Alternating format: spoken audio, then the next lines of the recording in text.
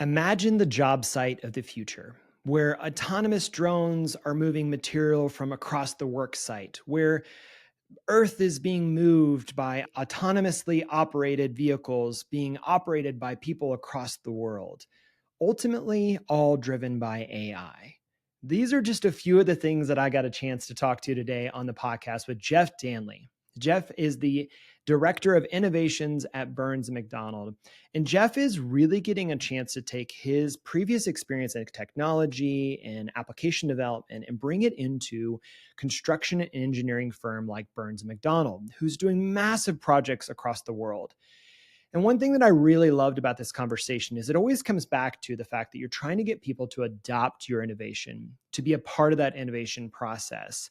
And ultimately, how do you get to a first principles approach? So we can't imagine that job site of the future unless we first have connectivity. So let's get into that and so much more on this episode. Let's jump right in.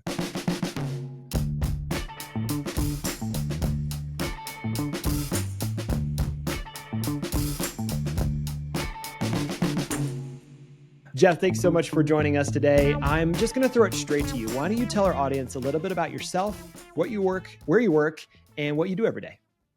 Yeah, thanks. No, I'm excited to be here. My name is Jeff Danley, and I am Director of Innovation at Burns McDonnell, based here in our Kansas City headquarters office. And I've worked in the innovation space, setting up corporate innovation programs for about 8 years now. Prior to that, I did a lot of product development, primarily in the mobile product development space, filed a few patents, and I've always found myself right at that intersection of new technology and where it meets, mass adoption, whether that's in a business setting or consumer setting. Love that. Love that.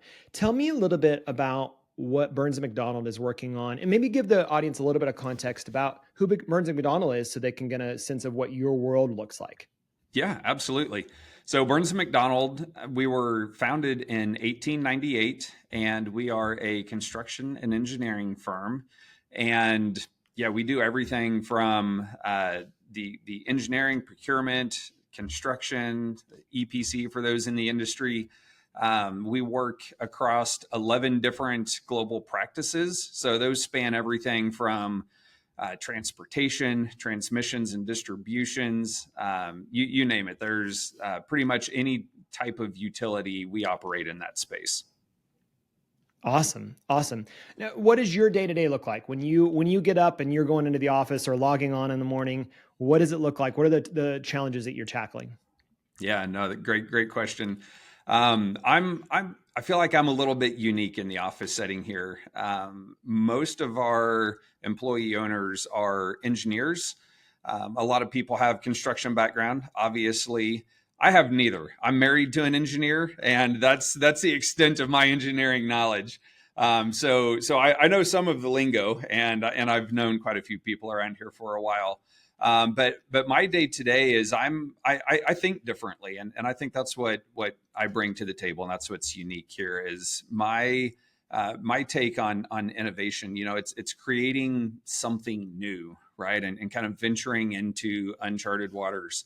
And when you think innovation, you think about words like creativity and risk and unknown. And those are not words that are used by engineers on any project, right? So, but that doesn't mean, I'm taking a reckless approach to what it is that I'm trying to do. I feel like throughout my career, I've been able to identify several different ways that we can build a process around innovation and have that process be very repeatable. And, the specific outcome might not be predictable, but I know we can go from defining a problem statement or identifying an opportunity, and we can go through a process to identify new innovative solutions to address that challenge statement. So that's what I do. I love it. I come in every day and we've got, there's just always new challenges that we can tackle. Typically looking back, the construction industry has been a laggard in terms of adoption of new technology, right? For one reason or another, there's people considerations, there's the environment considerations. You can't just have a lot of tech out in various weather conditions, and people are wearing different safety gear, and for one reason or another, deploying technology at a construction site is challenging. So finding new ways for us to kind of reimagine what that job site of the future might look like, that's an exciting space for me to play in. So let's talk a little bit about that job site of the future. When you imagine the future, and I think all of us have driven past the construction site if we don't work in that space. We've seen folks, going behind those chain link fences, and we've seen the cranes being moved in. But what defines, in your mind, what the job site of the future looks like? Yeah, you're right. I mean, we've all drove past a job site, right? And you have that perspective. You see the workers, you see the heavy equipment, the cranes and whatnot. And I can tell you the amount of orchestration that goes into that job site it's tremendous. And sometimes I think it's a wonder, those job sites ever produce something at the end of the day. Totally. I mean, it's imagine coming into the office every day and there's new teams, completely new individuals that you might not know, and you don't know what their roles are, right? And they come into that job site. So we've got dynamic teams of people coming in that are performing different functions. You've got weather that may impact those teams or your team. You've got materials coming into the job site, where those materials are dropped off. They need to be dispersed around that entire site. And you might be building something in the middle of that job site that then makes it challenging to get the materials from one side to the other side. So, there's so much more that goes into a job site than just maintaining a schedule and who's going to be here and what work are they going to do. There's an entire orchestration of work and materials and people that has to happen.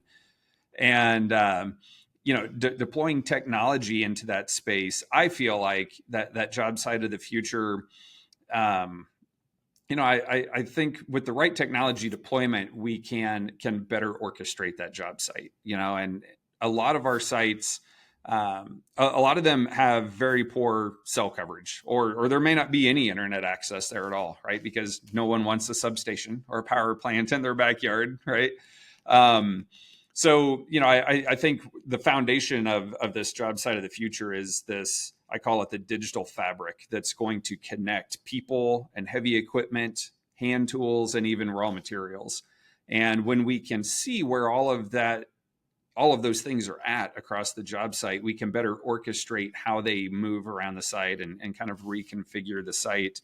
It will allow us to, safety is already our number one priority, right? But it will allow us, I think we can get potentially predictive about safety. Instead of looking back at specific safety incidents, when we start looking at the characteristics of previous safety incidents, we can start using technology, AI potentially. We can start looking at characteristics of those incidents and identify when those characteristics start to show up at a job site and potentially get more predictive there.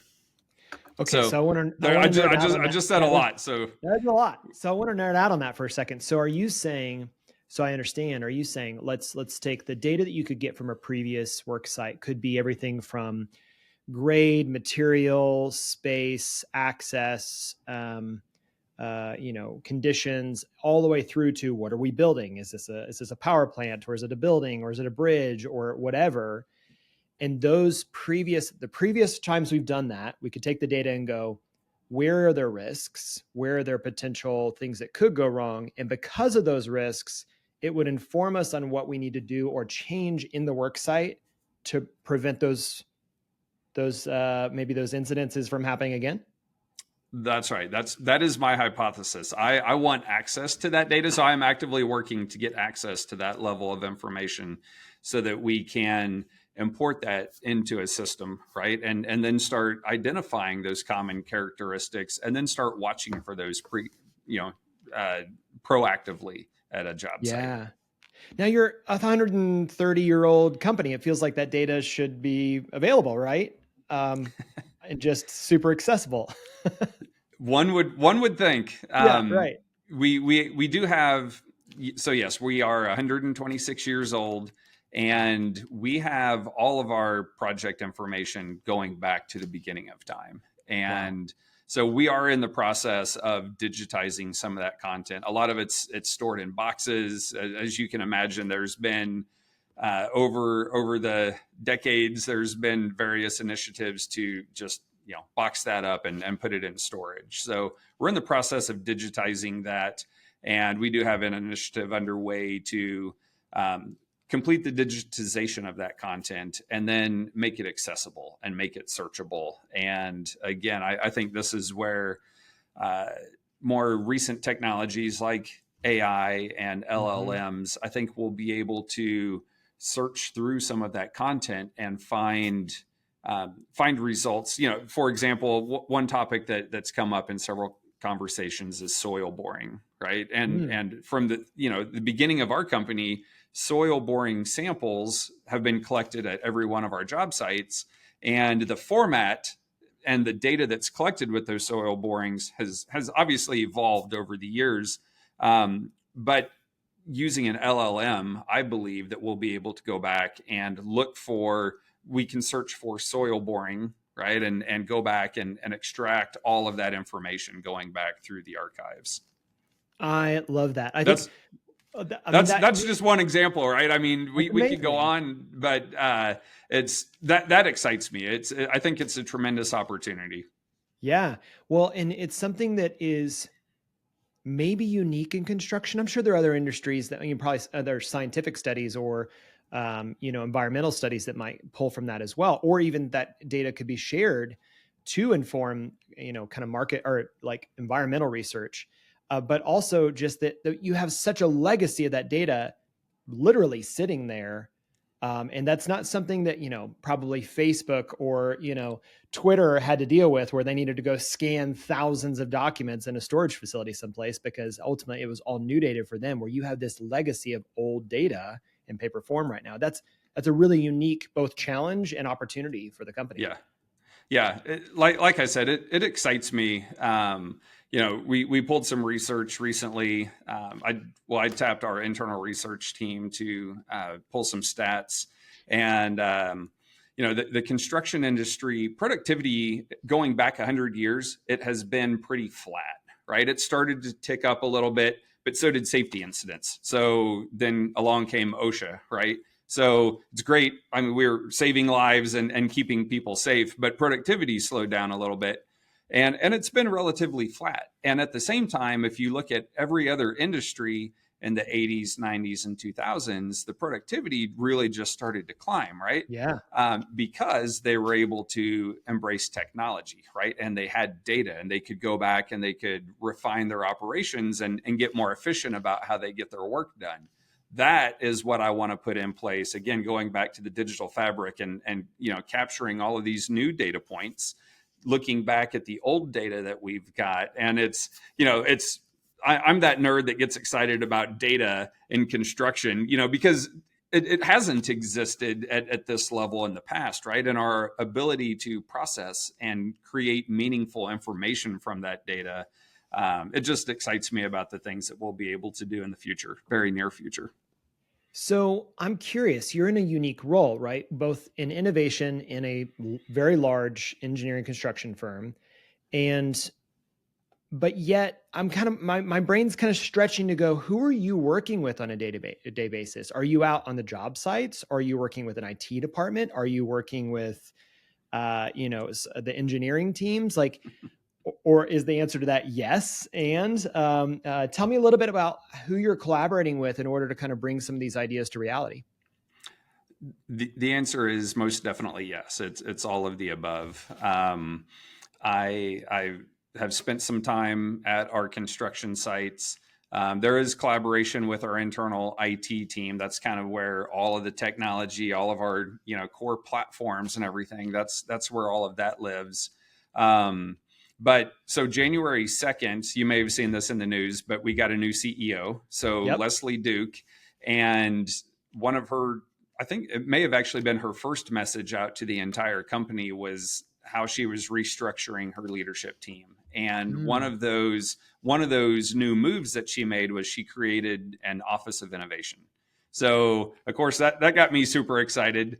So Matt Olson is our Chief Innovation Officer, first Chief Innovation Officer that we've had at this company. So I'm working pretty closely with Matt, and we're both really aligned in the thinking that the innovation office is not going to just go out and dream up big ideas, right, and then deploy those ideas internally. I think you and I are both pretty keen on design thinking and human centered design, and you have to solve a problem. There has to be a reason you're innovating, and that's why I want to get out and I'm talking with our 11 global practices, meeting with individuals and teams within those global practices, but also getting out and talking to people in the field to find out, what are those points of frustration? How can we make things better? The last thing I want to do is be that guy that sits in the office in Kansas City and dreams up all this technology and then pushes it out to a construction site on the other side of the country, right? And I'm not going to be that guy. But yeah, it just hearing from the people in the field is really impactful. Yeah, I think you and I have talked about this before, and actually, one of our recent conversations here on the podcast was talking about the fact that just sitting at one of the work sites in the work what they have a name for it, but like the trailer, right? Yeah. And with the superintendent, and just like watching and going, wow, this is an orchestration, like you said, everything from the different subcontractor coming in each day to timelines being changed on a regular basis, to material not showing up in the way that it should have, or in the quality that it should, or having to reship, or whatever that is. And all of that ultimately is cutting into margin, right? So this is a business. At the end of the day, we want to innovate, but these are businesses that we're trying to figure out how we do very large scale, especially in your case, or Burns McDonnell's cases, very large scale projects that over time, the unknown unknowns, just like software, by the way, get eaten up in the margin, right? Because we're good employee owned companies that really want to make sure we're built in relationship, and we'll die on the sword. So what are you hearing as you're out in the field? What are you seeing around opportunities to create that efficiency, or to create that value where, the company will win and the individuals will win as well? Yeah, no, that's a great question. There is, I mean, you hit the nail on the head, no pun intended, but, every slip in the schedule or delay for one reason or another, I mentioned all of this, all the orchestration with people and equipment and materials and everything. That's challenging to manage. I can only imagine it's challenging to manage all of that. And that's assuming everything goes right. And I think any of our project managers would tell you it never goes right all the time, right? Right. So, having the ability to flex and make adjustments on the fly is really critical. And again, I think it comes back to that, having real-time access to information and knowing how things are getting done on the job site, what is getting done, what materials are arriving, who didn't show up today. If we can minimize those surprises on the job site and give people, even if it's an hour or two, more heads up that someone didn't show up, or this contractor is they're delayed on another project, right? It gives our project managers the ability to, kind of flex, make their reflexes to get someone else engaged or find another solution to that problem faster. How much are you dealing with the dichotomy or the tension between, man, I really want to go redesign the job site of the future with AI and ML and integrate and everything else, and then just the day-to-day usability or adoption of, hey, will you please just check in and check out of the work site, like with this one button or this one form, and like the simplicity of just getting someone to even log in. How much Yeah. of the challenges of the future thinking versus the day-to-day practical operations of it exist? Yeah, no, that's a great point. There's like I said, construction has typically been a laggard in terms of adopting technology. We've gotten better in recent years, but there is still room for us to catch up, right? So we do have to throttle our ambitions of the job site of the future with, man, we've got to get some basic blocking and tackling done, right? I mean, there are some job sites that they still have paper time cards, right? Oh, wow. We're Yeah. not going to innovate and create digital time tracking, right? Like that exists. We just need to deploy it, and it has to be deployed into a workflow that's not disruptive to that site, the team that's on that site, right? Yeah. There's some other just coordination challenges that present themselves when you're doing the engineering design and the construction at the same time. And the engineering designs may be updated, but that needs to get communicated out to that team that's on the site that's building that project, right? So again, it's document management. Like we're not going to invent document Yeah. management; those Yeah. solutions exist, but we just need to deploy those, right? And all of that has to come together. And those are just a couple examples that those are being addressed, and there's pockets of job sites where we need to get a little bit better at that, but we have to get that basic blocking and tackling done so that we can then take that step forward into the future. And even that job site of the future, it's not, we're not deploying, AI remotely operated drones or autonomous equipment tomorrow, right? We need to start with the basic connectivity, right? Yeah. Our people have to be able to walk outside of that trailer and carry whether it's an iPad or some other tablet or some other device that needs connectivity. They have to be able to just have that basic connectivity at the job site so that we can start embracing more of the technology of today, and that will pave the way to that job site of the future.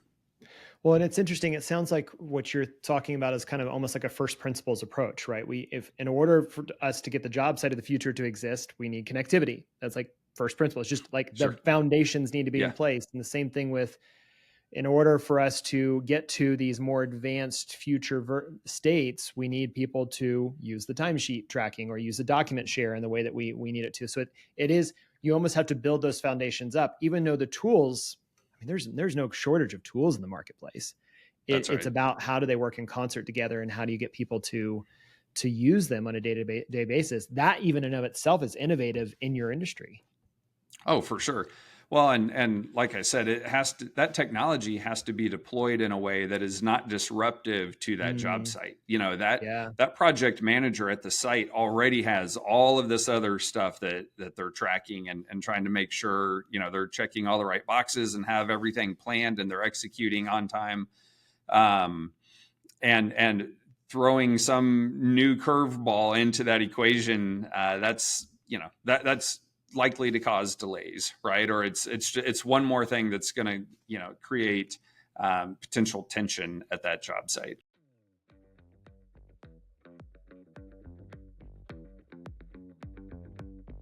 Let's take a break to tell you about our sponsor this week, Crema, a design and technology consultancy. At Crema, we know that navigating through periods of rapid change and scaling can be daunting. Broken systems, misaligned teams, delivery delays, and gaps in customer engagement are just some of the challenges that can arise when growing like this. That's where Crema steps in. Crema acts as a trusted partner, helping you overcome these hurdles on your journey to becoming a tech-enabled organization. Crema is excited to announce 3 new services designed to empower your product teams. You may have heard of the product triangle: design, product, and technology. Well, we're excited to help you navigate all 3. First is our UX audit. This isn't just a review, it's a deep dive into the user experience to uncover transformative insights that serve as a blueprint for greater success. Next is our team assessment. This service helps you identify the strengths and gaps in your product team, arming you with the knowledge to excel. And finally, a code quality assessment. It's essential to ensure that your technology is not just working, but thriving. Our experts will enhance your code base to improve performance, security, and scalability. Ready to get the most out of your existing product teams? Visit crema.us today and learn how Crema's new services can help you navigate your biggest challenges. Now back to the show.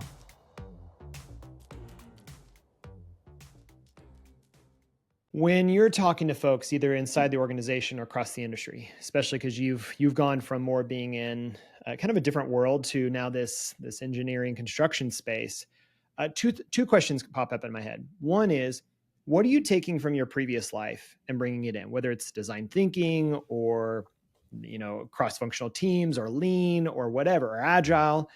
How much of that are you bringing into the equation? And then the second thing, and maybe we can kind of dovetail into it, is where are there areas where like, man, it's just missing the mark. They're just not quite getting it, or it's not quite clicking in the way that you go, this is where the utopia is here. The archetype is here. The dream version, the dream state is here. Ultimately, we're always getting caught up in this one space, or we're seeing across the industry that people are not getting past this threshold. So two questions. I should have separated those, but let's start first with, what are you taking from your previous life and bringing it into this new world, this new space you're in now? Yeah, I would definitely say it's that design thinking approach, right? And just really looking at what problem is it that we're solving? How am I helping this particular person? Like, what is the role of the person that we're trying to help? Is it the project manager on the site? Is it the safety manager on the site?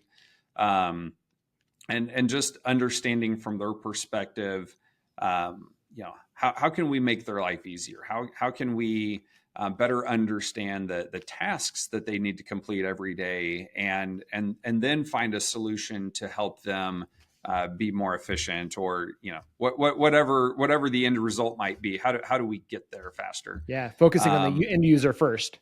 Absolutely. Yeah. Focusing on the technology, there's a lot of shiny objects out there. I tell people frequently, corporate innovation, if your innovation program is not, grounded to your corporate goals and objectives, that, man, you've got an uphill battle, right? And I say, it's like trying to catch lightning in a bottle, right? Like you're just looking for solutions, and you might hit it once, right? But it's not a repeatable process. And you've got to have a structured innovation program, and you've got to focus on the people and the solution that you're trying to bring to those people. Don't go focus on, hey, let's deploy robots. Where are we going to put robots today? Yeah. That is not the way. And then I guess moving forward, like you said, where are there areas that there is challenge, or there is kind of like, man, there's friction here, or it could be across the industry that it feels like they're just not moving in the right direction, or this keeps blocking you from getting past that threshold so that we can really get to that pace or that place that we could really start to see innovation change happen, maybe at scale or at speed. I don't know. What comes to your mind when you think about that challenge that you face and that kind of uphill battle that this work is? Yeah, for sure. I would say, across the industry. So I've been in this space for all of a year and a half now. So Sure. Still very, very, very green here. But I've spent a fair amount of time at construction sites and at conferences, and really trying to learn from my peers and just other companies, and just watching what they're doing and what their approaches are. And one common factor that I've seen is a really great project manager at a construction site. They know what they're doing. That's why they're successful, right? And they've done it for a number of years.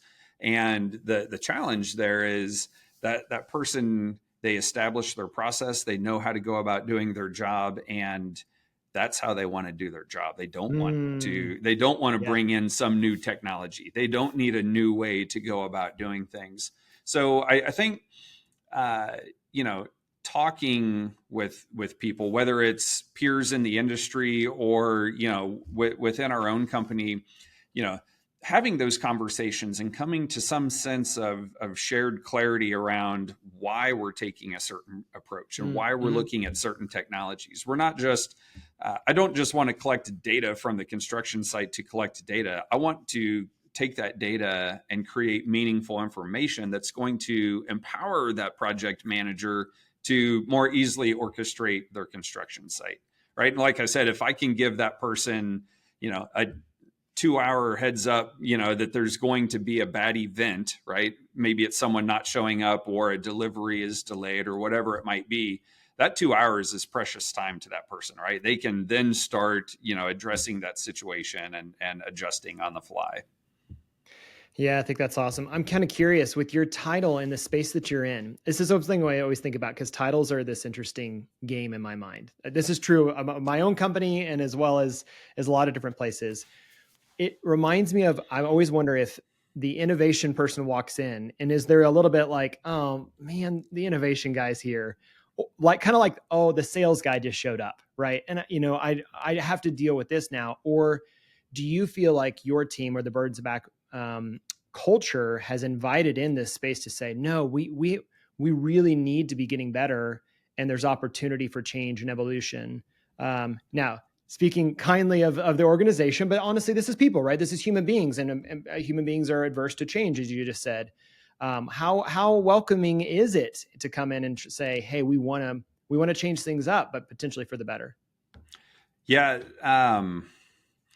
So this question, I've seen two different angles, and that's why I'm kind of thinking about this answer, because when I started a year and a half ago, coming into this innovation role and really coming into our construction practice and establishing a corporate innovation program, I think there was some of that perspective of what are we doing? Like, this person is overhead, they're not billable. Why are we doing Yeah, this? And and we're an employee owned company, right? And it's an so everyone investment. has a vested interest in making Yeah, sure that billability is up, and it's everyone holds others to and ourselves to a different standard, right? It's different from anywhere else that I've been, and that was an interesting change. And now I love it. I get it. I totally understand it. But again, coming in with this innovation title, it's been a little bit different. I think people have looked at me a little bit differently, but also I think helping people understand what innovation is, right? yeah, yeah. I think everyone you ask to define innovation, they'll tell you a different answer. And so therefore, I have started every one of my presentations when I talk about innovation, I start with the Webster's Dictionary definition of innovation. And it is, creating something new, or, trying to get something new. It's a new idea or a new concept. Because depending on your role and the way you've worked, and how advanced technology is in your role, innovation, deploying a drone at a construction site might be considered innovation, right? And that Sure. is innovating how you go about getting your work done. So there's a lot of innovation that we've done where we're deploying current technology at construction Yeah, sites. yeah. But again, I try to level set with, we're going to do something new, right? And actually, my innovation program, I call it innovation by design. And I start with that definition of innovation, which is, a new idea, a new method, a new device. And then I jump into the definition of design, and that is to do something according to a plan, to have intent, right? I love that. So combining those two, innovation by design, it is a strategic approach, and we have intent when we approach innovation. So anyway, I said I had a couple different perspectives on that. So I think my current perspective, though, is internally we've got a really, I won't say renewed, but we have a new focus on innovation. Again, we got a new CEO, and she came in, and embracing technology and innovation is one of her top priorities. And we established an office of innovation. And I think that has, it's really empowered and inspired various teams across the company. There are teams now that have popped up within global practices, and people are saying, look, we need to be more innovative. We need to find more efficient way about, going about our work. So that's been exciting for me. Again, having, spent quite a bit of time helping define and set up corporate innovation programs.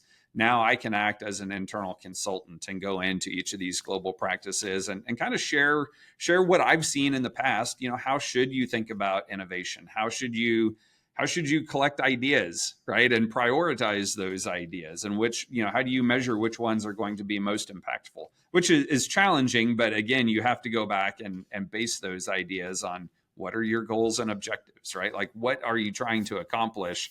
And, then try to estimate the impact.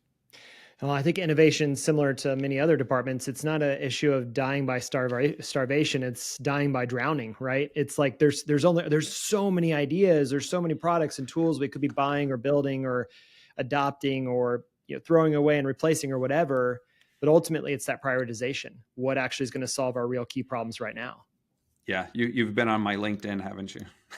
That might be my latest LinkedIn post. I said something to the effect of, ideas are easy, and they really are. Yes. Pull together a room of, I like to work with, somewhere 12 to, maybe 18 people, in these innovation workshops. And we'll come out of that workshop with hundreds of ideas, right? Right. But it's really, prioritizing those ideas and identifying which ones are going to be the most impactful. And it's the ones that are grounded in solving some kind of a problem for someone. Yeah. That's where you need to focus your innovation efforts. It's so good. Okay, looking ahead. Next, we'll call it 12. I mean, you're only in a year or so and change, but 12 to 18, 5 years, 10 years, whatever you want to do. What's on the horizon that you're getting really excited about? You're like, could be a part of this job site of the future, the AI, but something that you go, when we get there, come on now, it's going to be fun. Yeah, I mean, I think it's the summation of a lot of what we've talked about. I would say I'm eager to embrace some of the AI technologies, and we've got several AI projects going on right now, but it's that AI needs that data to inform the AI, right? Yeah. So when we get access to more of that data, I think I think there's a lot of exciting opportunities that open up, and I'll touch on one real quick. I know we're coming up on time That's here, good. but It's good. It's your time. Safety, right? So I said earlier, safety, number one priority for us every day. And, looking back at historical safety information, every time there's an incident on a job site, we get all kinds of paperwork that gets filed. That's for us to learn from. Some of that has to be submitted to OSHA and all of this. There's plenty of paperwork.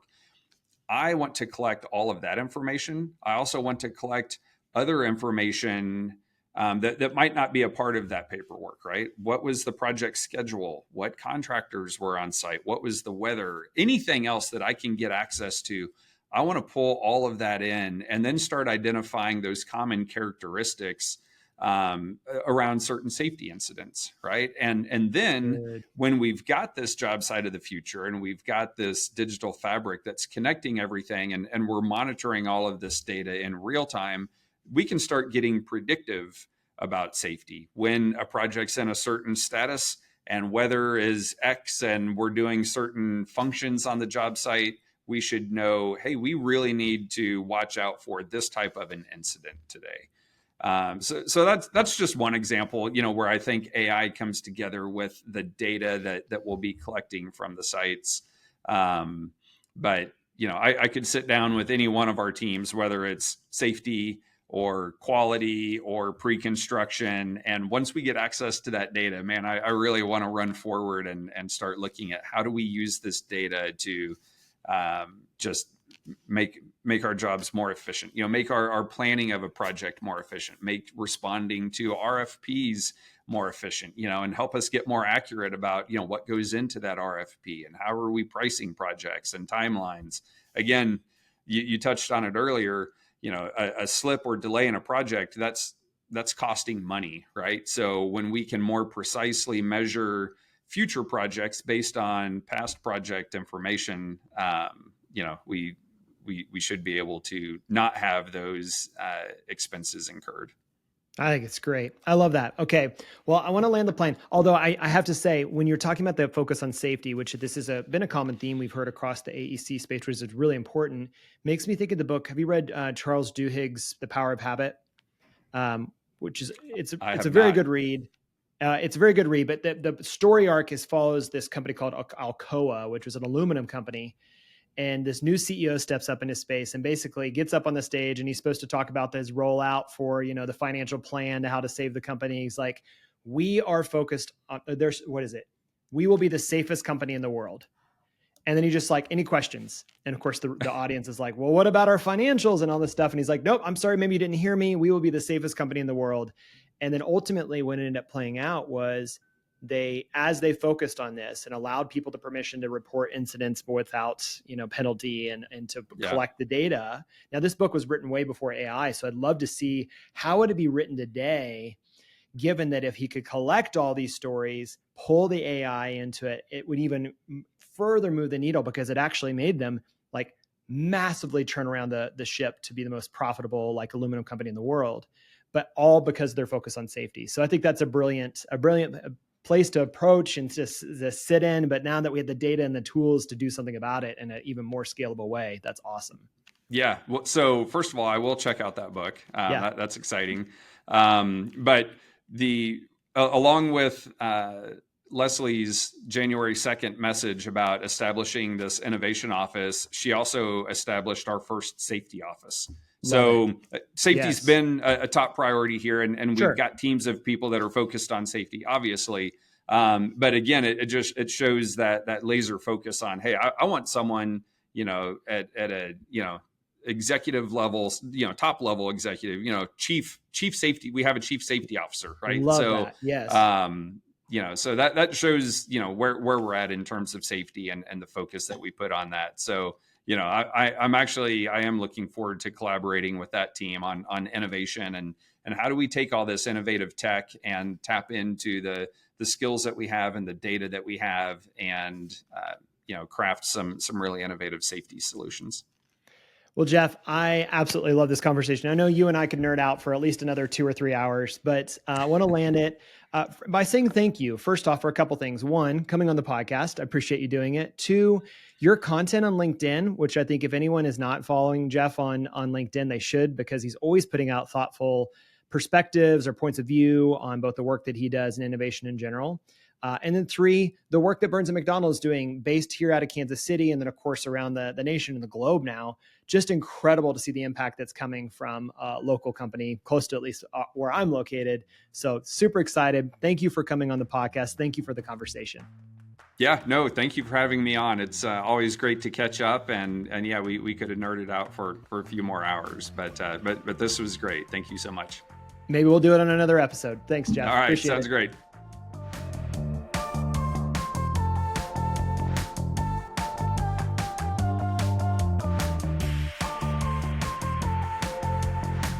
People of Product is brought to you by Crema, a design consultancy that helps forward-thinking leaders discover, understand, and execute on their greatest opportunities. Learn more at crema.us.